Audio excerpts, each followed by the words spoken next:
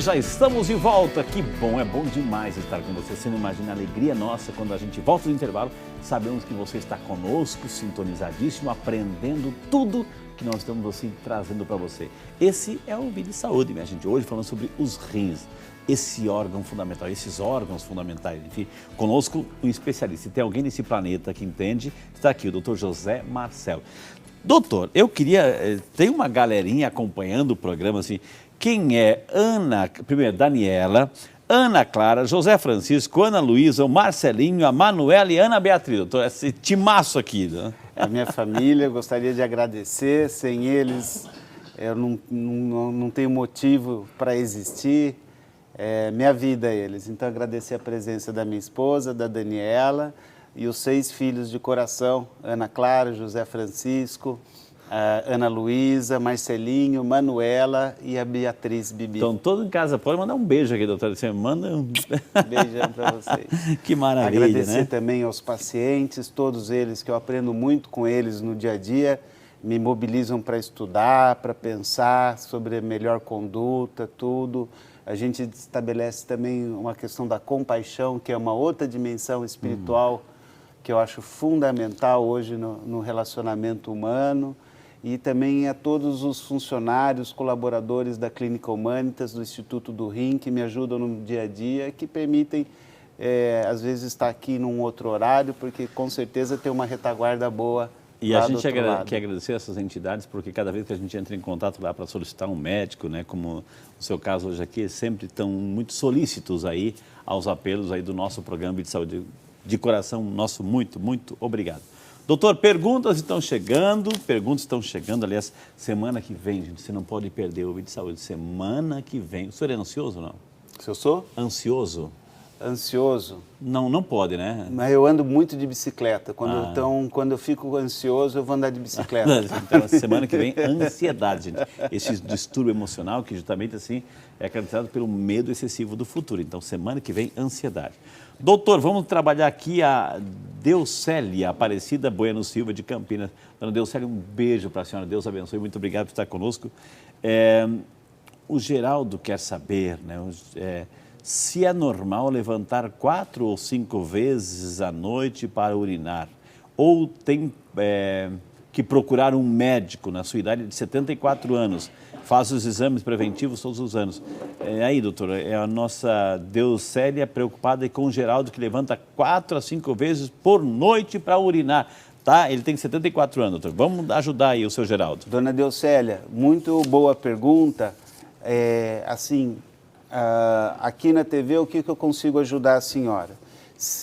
Com certeza é um problema de saúde, porque o cérebro dele não está descansando durante a noite, ele não tem 6 horas de sono seguida, ele não relaxa o que tem que relaxar durante a noite. Se for problema do rim, ele vai urinar e o jato urinário sai forte. Então, essa é uma pista que a gente tem para saber se está com pressão alta durante o sono. E aí tem risco de infarto, derrame e desenvolver a doença renal crônica, que pode ir para a hemodiálise. Então é importante procurar o médico nefrologista. Agora, se ele urina devagarzinho, já tem muito forte, e ele urina, depois de 15 minutos ele levanta de novo, tem que esvaziar a bexiga, e sempre com o jato pingando, com o jato fraquinho, aí a tendência é que seja um problema mais da próstata. Então, dou essa pista para a senhora saber se vai procurar ou o urologista ou o nefrologista. Muito bem, doutor. Tem uma pergunta aqui pelas redes sociais, a Marta, né, pergunta sobre o esposo dela, assim, que tem problema nos rins, ele pergunta se pode comer feijão. O que tem um feijão aí? É o ferro? O que é, doutor? Feijão e rim aí. É o esposo da dona Marta. Muito boa pergunta também, porque o feijão é um alimento de base, né, na população brasileira. O feijão ele é rico em fósforo. E então, se a pessoa tiver alguma doença, algum cálculo renal que é rico, que é feito de fósforo, então é bom diminuir o feijão. E oxalato também. Feijão, suco de laranja, tem muito oxalato. Às vezes vale a pena trocar por limonada e diminuir a quantidade de feijão se tiver doença. Se não tiver doença, pode comer o feijão. A gente preparou, já aproveitar que a Daniela está aqui também, a gente preparou uma matéria, né, que acho que é a hemodiálise, né, o diretor hemodiálise, é na clínica e o próprio doutor José Marcelo que vai falar conosco no VT. Vamos acompanhar essa matéria que foi muito bem feita, viu? Vamos lá. Silenciosa. A doença renal crônica, quando não tratada, evolui para a substituição do rim.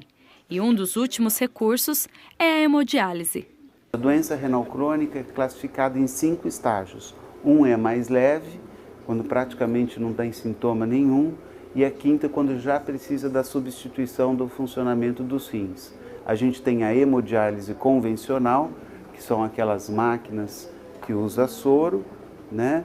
E tem a hemodiafiltração online, que é o que tem de ponta, é o último recurso, é o mais moderno e é a primeira escolha na Europa, em país desenvolvido, para quando começa a se tratar um paciente que precisa substituir os rins. Além disso, tem o transplante renal e a diálise peritoneal, que faz pela barriga, que são métodos também de tratamento das doenças renais. O especialista alerta para tratamentos preventivos. Junto a uma equipe multidisciplinar, eles atuam em 3 sistemas: o hemodinâmico, o metabólico e o inflamatório, e pedindo que a doença progrida. O nefrologista tem a capacidade de estudar e conhecer e enfrentar a doença um passo antes de se complicar a anatomia, cuidando bem da pressão, as alterações metabólicas, como o ácido úrico, o metabolismo do cálcio, do paratormônio, o sódio, o potássio, o magnésio. Ele consegue descobrir por que as pessoas têm cálculo no rim, ou por que elas têm infecção urinária de repetição. Na mulher que tem eclâmpsia, que tem aquela hipertensão gravídica, também tem que fazer um tratamento preventivo, porque o rim dela já está machucado e se ela não cuidar depois, ela pode precisar da hemodiálise e desenvolver a doença renal crônica. As doenças autoimunes, o lúpus, então o nefrologista tem conhecimento para cuidar do lúpus, evitando com que o órgão fique danificado, ou minimizando esse risco e evitando a progressão da doença no rim. E com o avanço das tecnologias, quem faz o tratamento de hemodiafiltração reduz as internações e há uma queda também de até 30% na mortalidade de quem faz diálises. A Delice faz hemodiálise todos os dias há 5 anos e fala dos benefícios que a tecnologia trouxe ao seu tratamento. Essa máquina aqui é de uma tecnologia super avançada, sabe? Mas não menosprezando a outra que faz o mesmo serviço. Faz o mesmo serviço. Mas depois que começou a passar por essa, melhorou? Melhorei. Melhorei, fiquei boa mesmo, ela só não conversa. Eu não tenho mais cãibra, não tenho mais aquele cansaço que eu tinha. Cansaço que, sabe, angustiante. Faço tranquila, durmo o tempo todo. É um sinal que é perfeito a diálise. Considerado um rim artificial de última tecnologia, para que a máquina tenha uma boa performance, é necessário processos e altos índices de qualidade.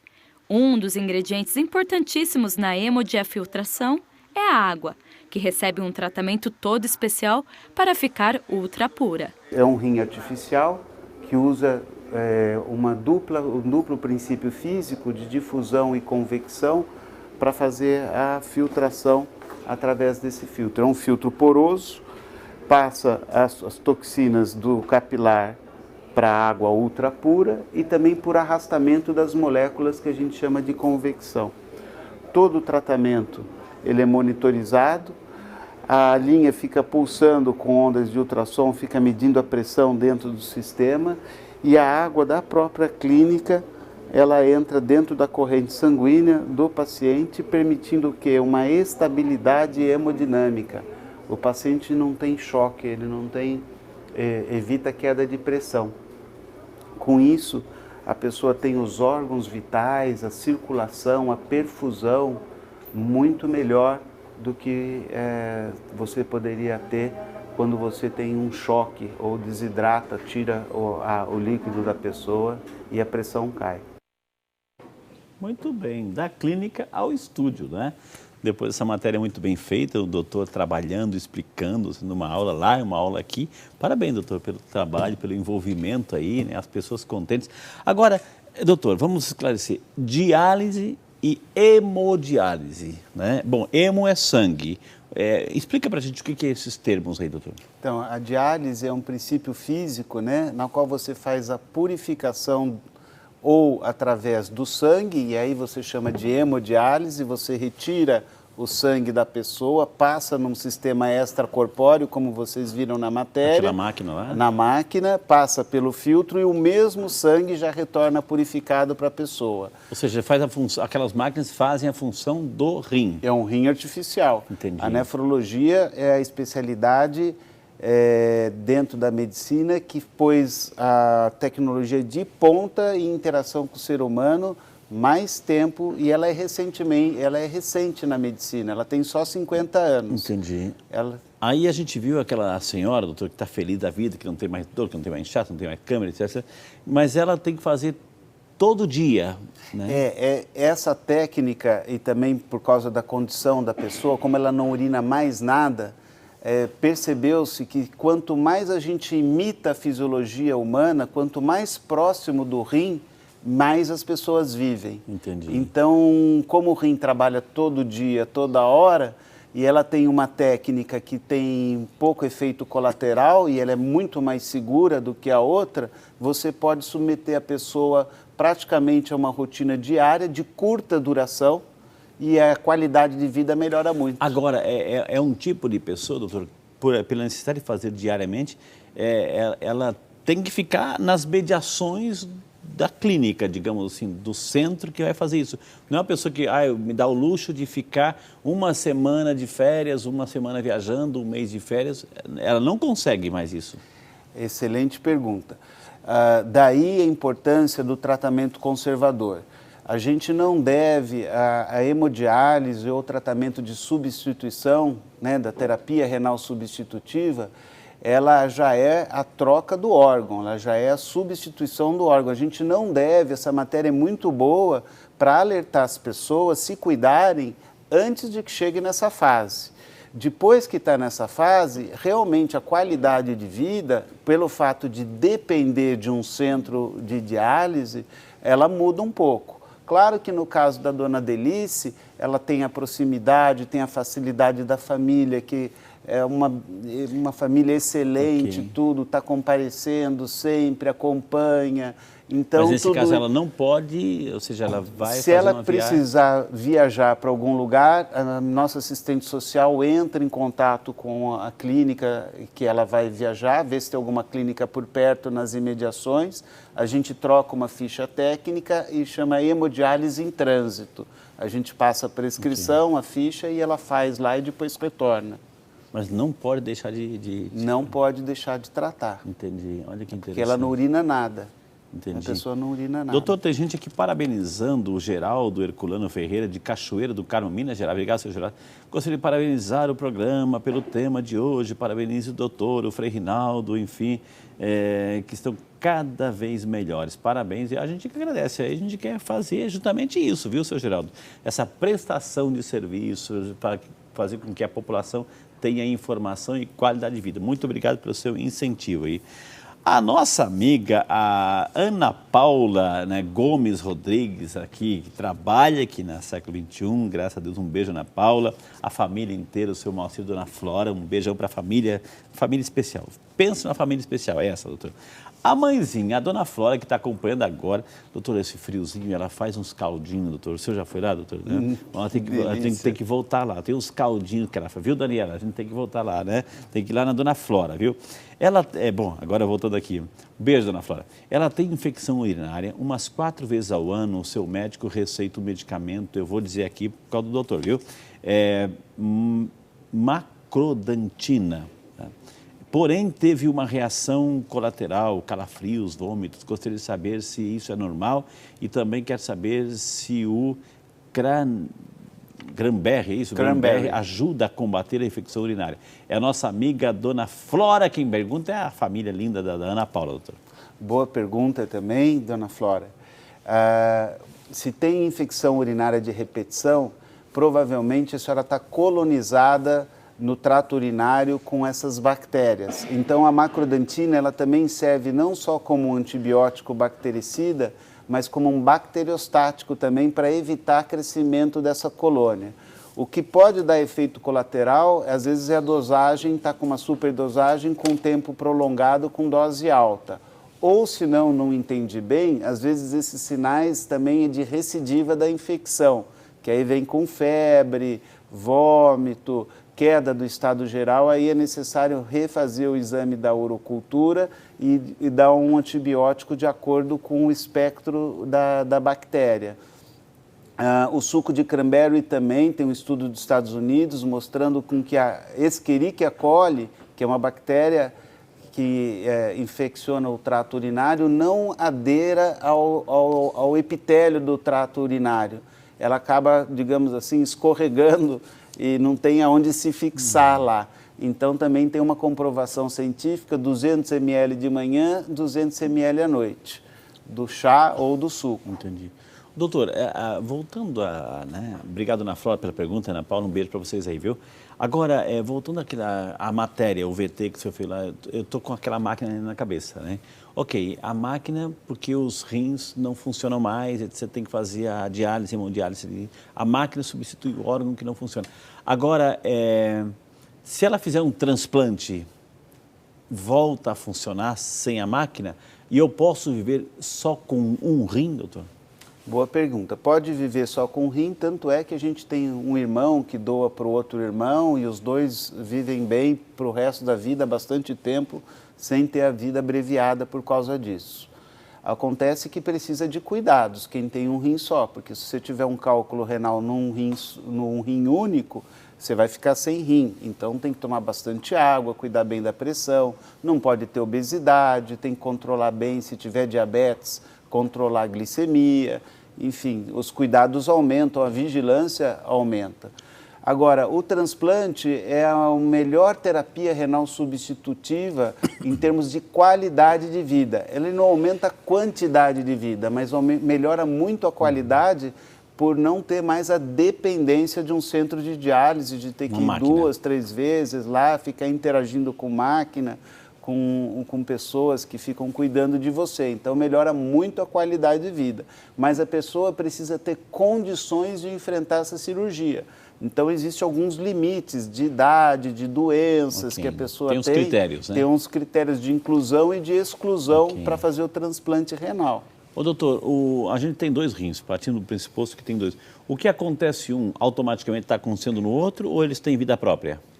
Por exemplo, tem um cálculo aqui, eu vou ter cálculo aqui, tem um problema nesse, eu vou ter simultaneamente, como os olhos que piscam, que vão, ou não? Algumas doenças, sim. Então, a hipertensão acaba cometendo os dois, a maioria da doença relacionada à hipertensão, diabetes, as glomerulonefrites, tipo nefrite lúpica. Isso, tem uma pergunta agora que surgiu. O que é a pessoa tem lúpus e pergunta o que é uma nefrite lúpica?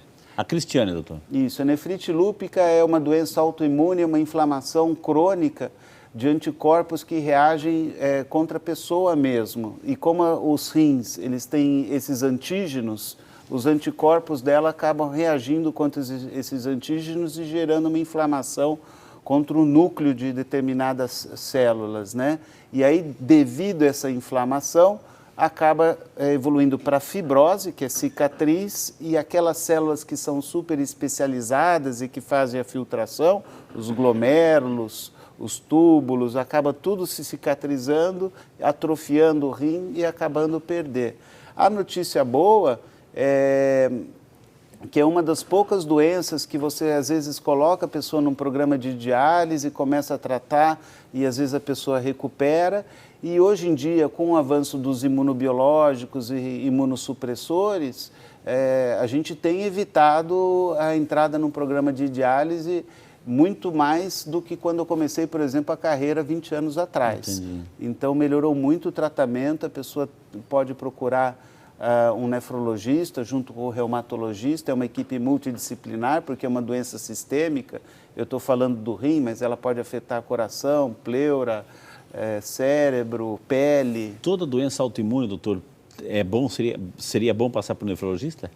As doenças autoimunes que acometem o rim, sim. As nefrites lúpicas é obrigação passar para o nefrologista. As glomeruloscleroses segmentares fecais, que é a nefropatia por IgA. A doença síndrome de Alport, que é genética. Então, tem uma gama de glomerulopatias que tem uma herança genética. Essas daí são cuidados pelo nefrologista, pelo médico nefrologista. Gente, quanta informação, quantas informações valiosíssimas. Eu estou aprendendo barbaridade, eu quero cuidar bem do meu rim.